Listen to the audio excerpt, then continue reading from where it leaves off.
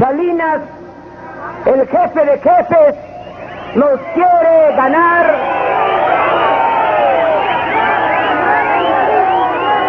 El jefe de jefes nos quiere ganar a la mala.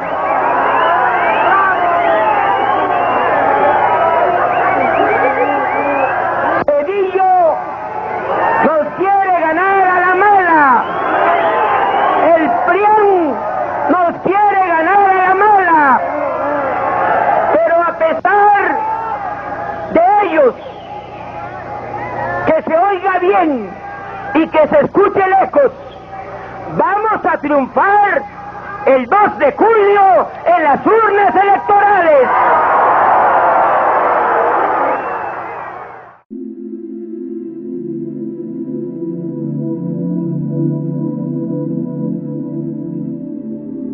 Cuando López Obrador hacía campaña en 2005, la promesa de cambio se daba en otras circunstancias. Sin embargo, ya había oligarcas que se habían acercado a él desde ese entonces ante su inminente triunfo. Los planes, sin embargo, no resultaron como esperaba y el fraude electoral fue puesto en marcha, arrebatándole el triunfo electoral que sin duda había obtenido. Ahora apartado de los medios masivos de comunicación, el hacer campaña desde abajo se convirtió en algo habitual durante todo el sexenio del presidente Felipe Calderón.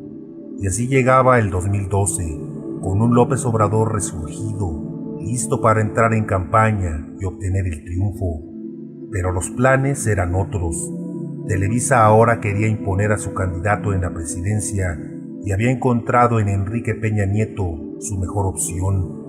Con un despliegue infame de recursos procedentes del empobrecido Estado de México, Televisa y su cadena de medios lograban obtener un triunfo que, aunque violando todas las normas electorales, lo hicieron con un margen aceptable. Había llegado el sexenio de Televisa. Miles de millones de pesos del erario destinados tanto a los canales oficiales como a distintos periodistas que se llenaron los bolsillos durante todo el sexenio.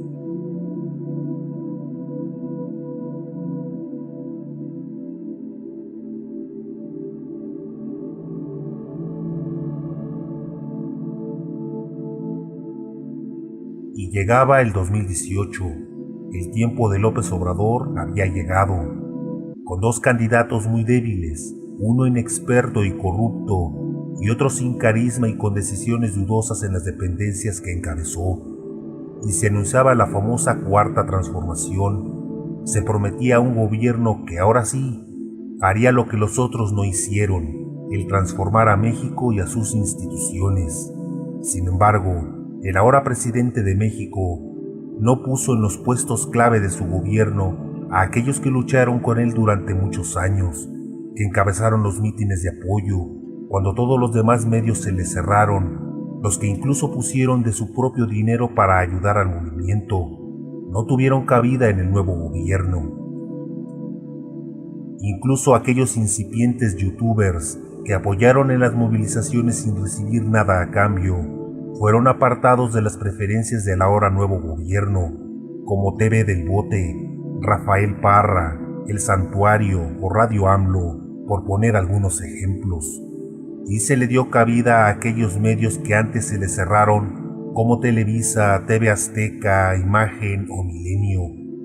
El nuevo gobierno estaba conformado por integrantes que nada tenían que ver con el movimiento que durante muchos años luchó en la calle por lograr un cambio real. ¿Por qué creen que no me da coraje? Dijéramos, ok, ¿sabes qué? Como ya son gobierno, ya sabes que nadie... No es así. El ciudadano es el que ha sido hecho de lado. El que no tiene contactos políticos, influencias o trabaja en un medio de comunicación, ese no vale nada. Así son. Incluyo a Andrés Manuel López Obrador en eso. Así son. ¿Sí? Así son. Por eso ya una vez que llegan, lo importante son los medios. Así. Lo importante es el que tiene millones de visitas. Ese es el importante, no el que luchó sol a sol. Porque hasta el mismo presidente ahora, Andrés Manuel López Obrador, en los mítines, él estaba en un lugar con techito, en una carpa con techito. Era la gente la que estaba en el sol. Y esa es a la que no importó nada. Esa es a la que no ha importado nada para dar los cargos y las candidaturas. Porque los hechos son los que hablan, no yo. Y aquí vuelvo a comentar aquí me pueden poner si estoy equivocado. Porque luego a mí me dice que ¿por qué me enojo? Pues ¿cómo no me voy a enojar? Todos creyendo que luchábamos por un movimiento en el que lo importante era el ciudadano. Pero a la hora de la verdad, lo importante son los demás. Son los demás, los encumbrados. ¿Por qué creen? ¿Por qué creen que escogieron para la Fiscalía General, por ejemplo, Alejandro Gertz Manero? ¿A quién del pueblo escogieron? ¿A quién? ¿A quién? ¿A quién? ¡A nadie! ¿Por qué creen que las candidaturas, los escogidos son del PRI, del PAN, del PRD? Sin ser militantes. Ahí está el cargo a CFE, a Manuel Bartlett, priista de Hueso Colorado. ¿Cuándo carambas estuvo Bartlett siquiera una vez? ¡Una vez! En una caminata, en alguna marcha de Andrés Manuel López Obrador. ¿Cuándo? ¿Cuándo estuvo Alfonso Durazo ahí? ¿Cuándo estuvo Tatiana Cloutier ahí? A ver.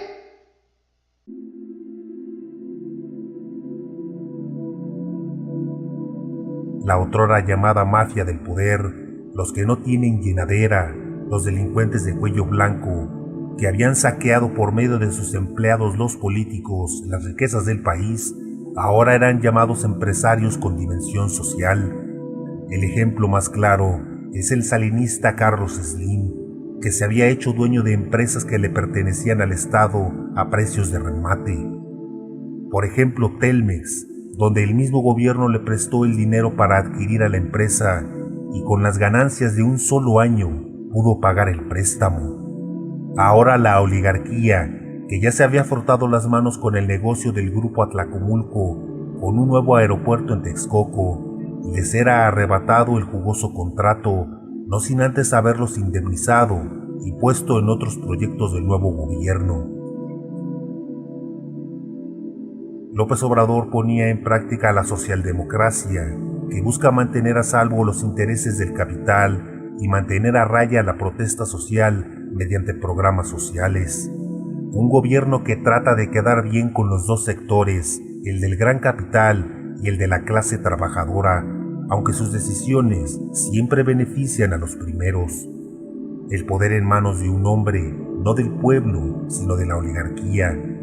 Es como un neoliberalismo reformado, donde el líder se siente bien con los dueños del dinero, pero evita reunirse con las organizaciones obreras o que luchan por cuidar el medio ambiente. El vender la ilusión de un gobierno para los pobres, mientras se siguen explotando los recursos del país por los grandes capitalistas sin que el gobierno haga nada. Y esas ganancias no van a parar a la gente pobre, sino a las cuentas personales de las familias adineradas. Nada de recuperar las riquezas entregadas por gobiernos anteriores, eso podría molestar a los dueños del capital. Más bien, tenerlos como asesores a algunos de ellos, que anteriormente fueron tachados atinadamente como la mafia del poder. La actual crisis económica provocada por la pandemia no les ha afectado en gran medida, al contrario, sus fortunas se han incrementado debido a que ellos aprenden de ellas, mueven su dinero a lugares seguros, a paraísos fiscales, los reinvierten y salen incluso más fortalecidos. Es mostrarle a los oligarcas que su gobierno sí sabe gobernar, que sus fortunas siguen a salvo, que son mejores administradores y que saben mantener la protesta a raya. Que siga la fiesta de las mineras llevándose los metales preciosos, dejando comunidades enteras hundidas en la pobreza y contaminadas.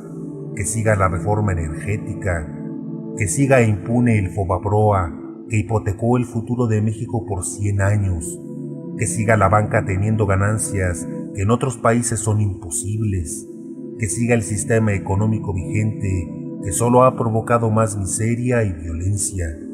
Un nuevo neoliberalismo ahora reformado, pero que mantiene intocable el modelo económico. Se gobierna para el pueblo pobre, antes se hacía para el ciudadano, pero ambos mantienen el modelo económico. Y se puede entender la manera de gobernar ante un país que fue vendido con varias estocadas, la entrega del patrimonio nacional a privados, el Fobaproa y las reformas estructurales. Y es que López Obrador, si pudo haber hecho cambios, era desde que inició su gobierno, no a la mitad. Quizá él mismo sabe que es un país demasiado entregado, demasiado vendido, lo que hace que una transformación sea imposible. Ahora, el gobierno tendrá que definir un camino, o con los trabajadores o con el capital. Cada elección tendrá sus consecuencias y se tendrán que asumir, pero no se puede estar con los dos bandos, porque a eso se le llama simulación.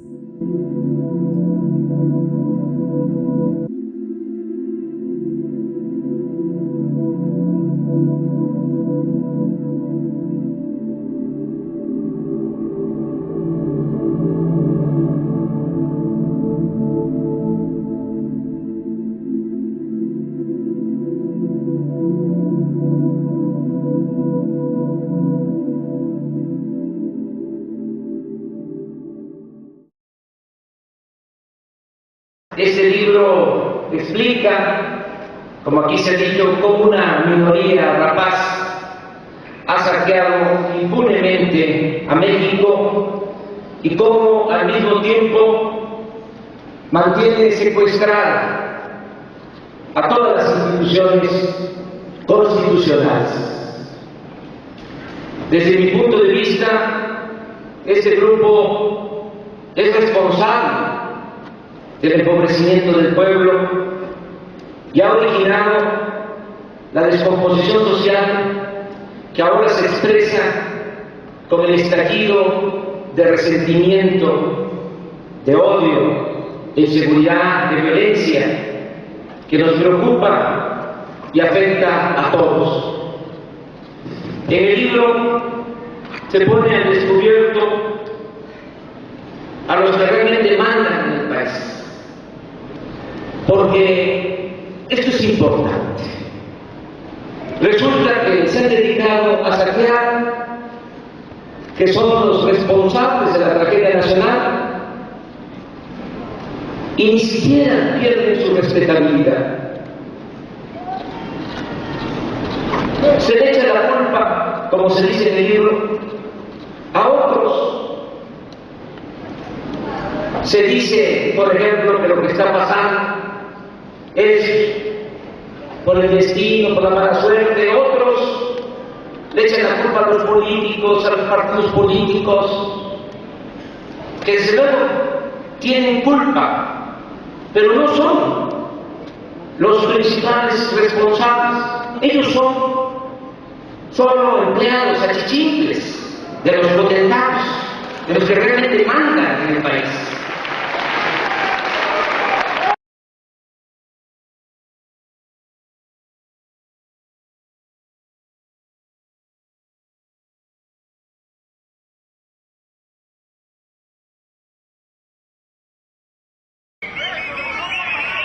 Por ejemplo,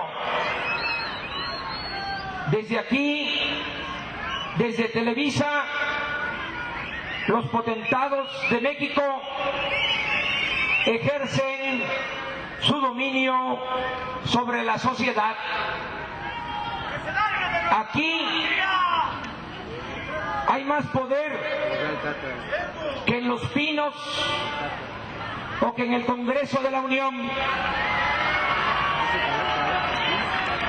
porque en realidad los dueños de este medio de comunicación forman parte de los hombres y mujeres más ricos e influyentes del país. Como es lógico, esta élite defiende a toda costa la política económica neoliberal que les permite a las minorías mantener y acrecentar sus privilegios sin importarles el destino del país, ni mucho menos el sufrimiento de la mayoría de nuestro pueblo. Como muchos sabemos, Televisa es la fábrica más grande de producción de mentiras de México. Pero esto no es lo peor, porque afortunadamente hay millones de ciudadanos conscientes que ya no son susceptibles de manipulación. Lo más grave es su estrategia de no informar sobre los asuntos que verdaderamente interesan y afectan a los mexicanos.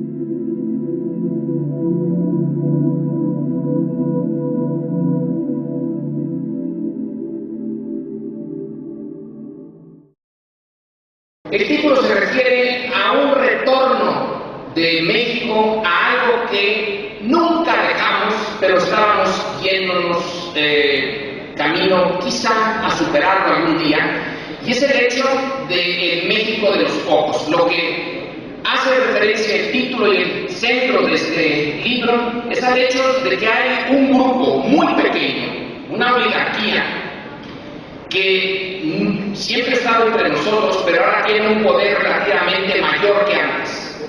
Entonces ahora estamos celebrando los 200 años de la independencia y 100 años de la revolución. Es un punto bien interesante. Estamos de regreso. Estamos de regreso en el México de los pocos. Obviamente el México de 1910, el de don Porfirio y su oligarquía, se parece bastante al de ahora en esa capacidad que tienen los que controlan el poder económico y en buena medida también el poder cultural, no en sentido de la alta cultura, sino de la cultura masiva, que ahora sí que es más penetrante que antes. Y la diferencia con don Porfirio es que finalmente el viejo dictador podía en algún momento, si era necesario, si lo creía prudente, controlar a este o a algunos de los miembros de ese grupo hoy, y ese es uno de los puntos que sale en el libro de Andrés Manuel. No hay nadie que los controle. La presidencia autoritaria ya pasó a la historia, y la que hay ahora, pues quién sabe controla. En realidad hay un cierto deseo de irse del país, como lo vemos ahora, ante la imposibilidad de enfrentar realmente esos problemas. Entonces, punto uno, tenemos otra vez una altísima concentración de la riqueza y por lo tanto del poder, pero no hay por ahora ninguna contrafuerza, algo que neutralice esa enorme fuerza que se desprende de las concentraciones económicas.